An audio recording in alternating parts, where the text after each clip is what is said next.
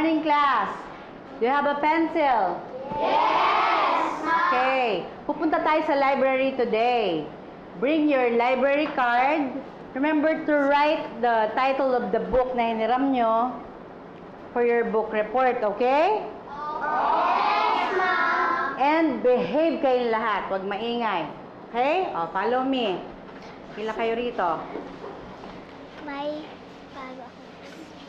Wala tayong pagkakaihan. Jasmine, Tiana, and Giselle, double time.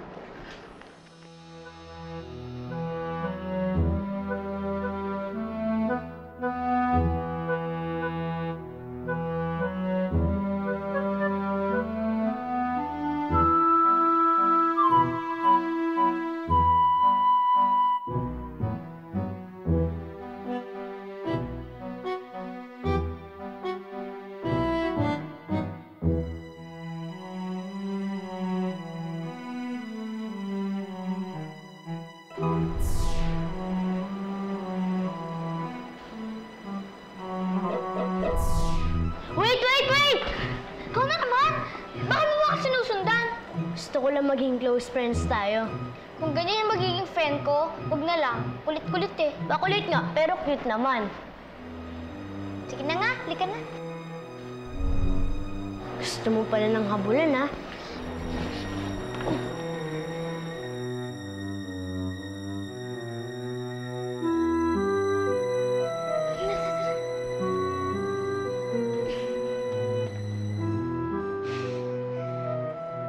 Yung bag ni Rachel.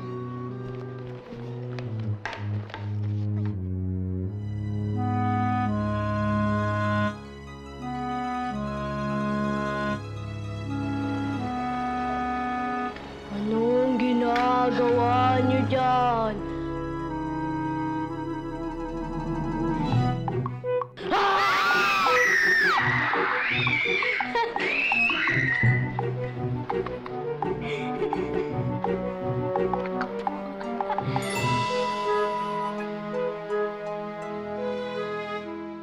Miss Vergara, totoo po.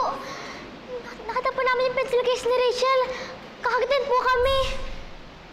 Blue Jasmine. Opo, totoo po. Di ba, girls? Totoo po yun. Pencil case? Nangangagat? Walang pencil case na gumagalaw. Imposible yun.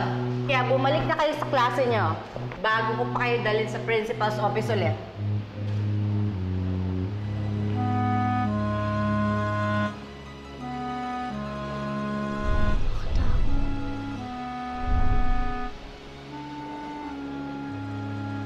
Ba't ka tumatawa?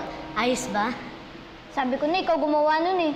Hindi mo ba alam, mas lalong napapahamak si Rachel sa ginagawa mo? Nangunguha kasi sila ng gamit ng hindi sa kanila. Tapos itinapon pa. Ba't talaga yung mga bullies na yan? Mas lalo lang pag-iinitan si Rachel. Bakit? Sila naman nung nauna. Nangyari na rin sa akin yan eh. Nung una, lumalaban ako sa kanila. Lalo lang nabubul si Rachel. Pero na-realize ko, kahit gano'n lang sila nakakainis, hindi ko sila pwede basta-bastang awayin. Kasi si Rachel din naman yung nakakaawa eh. Eh di pagtulungan natin yung protektahan ng solid yan si Rachel. Turuan natin ang leksyon ng mga bullies na yan. Para hindi na pag-initan yung kapatid mo.